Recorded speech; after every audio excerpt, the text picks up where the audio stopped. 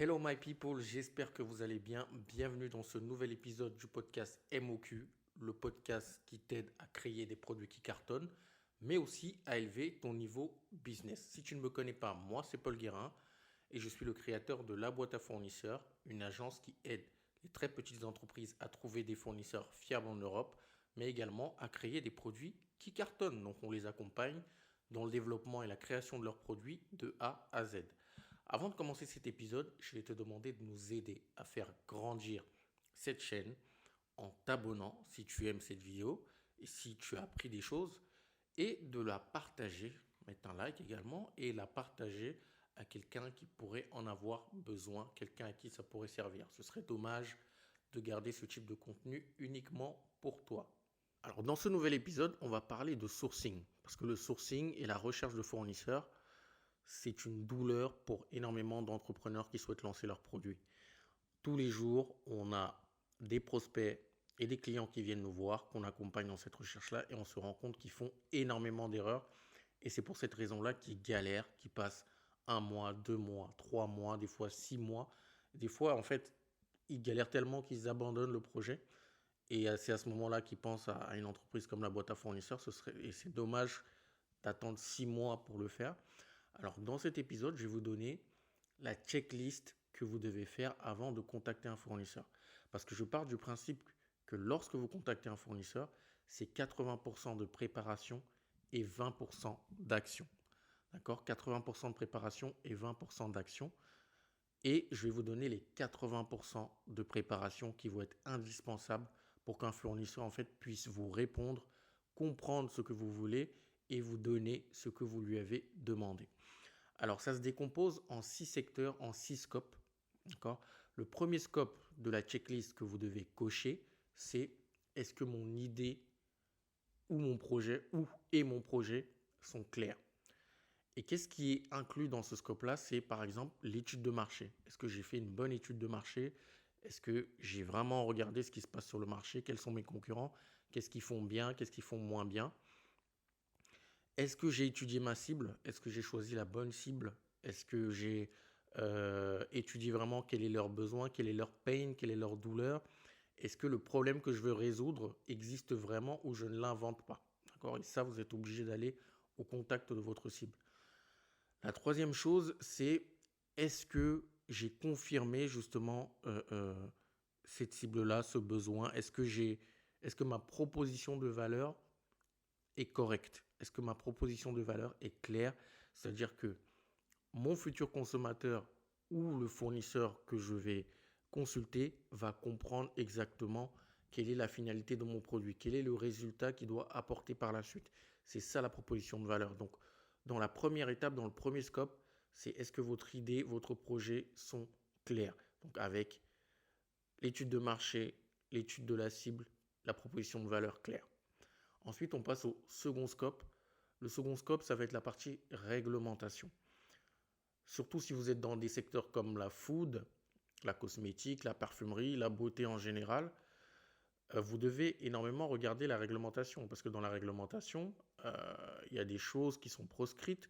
Donc vous devez regarder qu'est-ce que je ne dois pas faire, quelle est la réglementation pour mon produit, quelle est la réglementation dans le pays où je veux commercialiser mon produit, quels sont les acteurs que je dois aller voir, quels sont les tests que je dois faire, etc. Vous devez être vraiment calé sur la réglementation et cocher ensuite que j'ai coché la partie réglementation, donc c'est OK pour moi.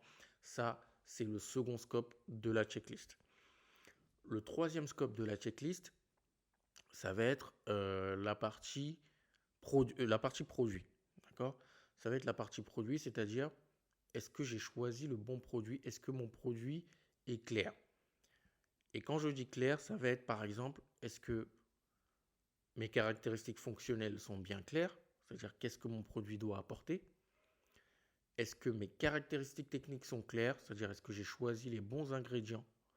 Est-ce que je suis sûr que ces ingrédients-là marchent les uns avec les autres? D'accord? Vous devez également vérifier ça. Et ensuite, les caractéristiques commerciales. D'accord? Donc les caractéristiques commerciales, je vais vendre où, à quel prix, quel sera mon circuit de distribution, etc., etc. Donc c'est très important. Et la dernière chose qui est un petit bonus, c'est est-ce que le format du produit que j'ai choisi est le bon? D'accord? Euh, Si je lance un produit dans la food ou dans la cosmétique, si je décide de le faire en spray, par exemple, ou, euh, ou en pot, est-ce que j'ai choisi le bon format? Est-ce que c'est ce format-là qui est le plus utilisé par ma cible client? Donc ça aussi, vous devez vous assurer de ça. Donc troisième scope, c'est la partie produit. C'est la troisième partie de la checklist. Quatrième partie que vous devez regarder, c'est la partie cahier des charges. Pour moi, c'est l'une des parties les plus importantes parce qu'elle est vraiment fat.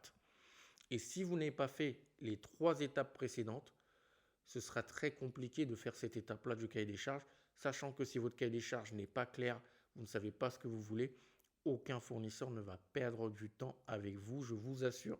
Ils n'ont pas que ça à faire, ils aiment que les choses soient claires, ils ont des usines à faire tourner, des boîtes à faire tourner, donc soyez vraiment le plus carré et le plus clair possible. Et donc dans cette partie cahier des charges, qu'est-ce que ça contient?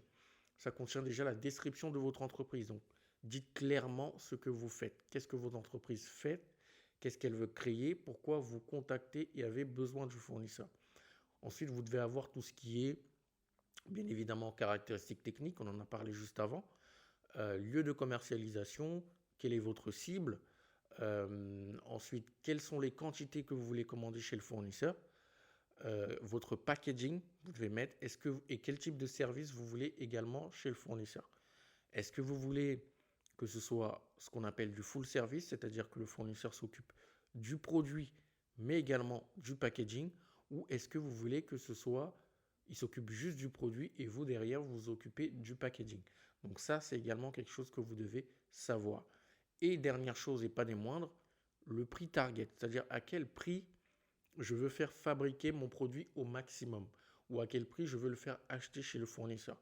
Ça aussi, c'est très important parce que par la suite, vous en aurez besoin pour définir vos coûts et fixer un prix de vente. Donc, c'est très important et ça vous permet également d'éliminer les fournisseurs qui ne rentrent pas, entre guillemets, dans votre prix target. Si un fournisseur est trop cher, ben forcément, vous n'allez pas continuer avec lui parce que vous avez fixé un prix target. Et si vous avez fixé un bon prix, bah, il saura vous dire je sais faire ou je ne sais pas faire. Donc en fait, ça vous permet de faire un écrémage direct et vous n'avez pas besoin de vous prendre la tête à poser énormément de questions. Donc le cahier des charges doit être complet, bien défini. Ça, c'est la quatrième partie, c'est le quatrième scope que vous devez valider dans la checklist. Le cinquième scope, ça va être la partie contractuelle. Avant de lancer votre consultation chez les fournisseurs, surtout si vous faites quelque chose qui est, comment dire, qui tient de votre propre formule. Par exemple, si vous êtes dans la food, c'est votre propre recette. Dans la cosmétique, vous voulez développer votre propre formule. Dans la mode, c'est votre propre design. Ce sont vos propres dessins avec vos propres créateurs, designers et graphistes. Là, vous devez envoyer ce qu'on appelle un NDA, un contrat de confidentialité au fournisseur. Donc ça, c'est très important de le préparer au préalable avant de lui envoyer tout cahier des charges. D'accord? Ça, c'est la base. Ne le faites pas. Ça vous permet de vous protéger. On ne sait jamais contre vos concurrents. On ne sait jamais si un fournisseur malveillant diffuse en fait vos designs à des concurrents. Et ça vous permet également d'être tranquille en fait. Vous avez signé un contrat avec le fournisseur. Vous êtes sûr que les informations que vous lui donnez, elles restent uniquement chez lui. Pareil en termes de contrat, si vous souhaitez que vos concurrents ne travaillent pas avec le même fournisseur que vous, parce que ça peut être un risque, vous pouvez faire ce qu'on appelle un contrat d'exclusivité. D'accord? Vous rédigez un contrat d'exclusivité, il y a des avocats qui le font, euh, donc vous le rédigez et vous le soumettez au fournisseur, et ensuite vous négociez avec lui pour qu'il puisse le signer. Comme ça, deux concurrents ne travaillent pas dans la même usine. On ne sait jamais, les technologies peuvent aller de l'un à l'autre et c'est comme ça que vous pouvez vous faire bouffer par votre concurrent. Donc ça, c'est la cinquième et avant-dernière checklist, enfin scope à checker. Le dernier scope à checker, c'est la partie fournisseur. La partie fournisseur, c'est quel type de fournisseur je vais sourcer, je vais consulter. Est-ce que je me suis informé sur ces fournisseurs-là? Est-ce que je sais quels sont leurs MOQ? Où est-ce qu'ils sont situés? Où est leur usine de production? Est-ce qu'ils ont, est-ce qu'ils sont des certifications, etc., etc. Donc ça, vous devez avoir l'info au préalable. Avoir rédigé votre mail, parce qu'il y a une structure à un mail si vous voulez qu'un fournisseur vous réponde. Si vous voulez avoir 80% de chances qu'un fournisseur vous réponde, il y a une structure à adopter lorsque vous faites un mail de consultation.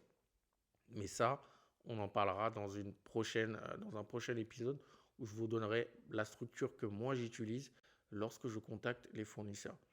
Et pareil, vous devez avoir tous vos documents prêts avant d'envoyer votre mail, vos cahiers des charges, vos contrats aux fournisseurs. Si vous suivez ces 6 étapes-là, si vous checkez ces 6 étapes et que c'est OK, je vous assure que vous aurez 80 à 90% de chances d'avoir des réponses des fournisseurs que vous allez consulter. D'accord? Et un gros pourcentage. Je le sais, ça fait très longtemps que je suis dans le milieu, ça fait très longtemps que je le fais, ça fait bientôt 10 ans. Et je peux vous assurer que j'en ai fait des erreurs. J'ai vu des clients faire des erreurs et je sais maintenant ce qui fonctionne et ce qui ne fonctionne pas. Mais j'ai une très bonne nouvelle pour vous parce que cette checklist-là, je l'ai mise en commentaire. Donc j'ai créé une checklist qui vous aidera lorsque vous allez créer votre produit à consulter les fournisseurs. Donc vous pouvez la télécharger gratuitement. D'accord? Elle est dans la description. Vous téléchargez et ça vous permettra d'être sûr et de checker tous ces points-là avant de consulter un fournisseur pour avoir le maximum de réponses et trouver les meilleurs fournisseurs pour créer votre produit. Voilà ce que je voulais partager avec vous dans cet épisode. J'espère que cet épisode vous a plu et surtout que vous avez appris des choses. Ça, c'est le plus important. On se retrouve la semaine prochaine pour un nouvel épisode. Si tu as aimé cet épisode, mets un like, abonne-toi, partage cet épisode à quelqu'un qui pourra en avoir besoin. Prenez soin de vous, prenez soin de vos proches. On se dit à la semaine prochaine. C'était Paul. Ciao.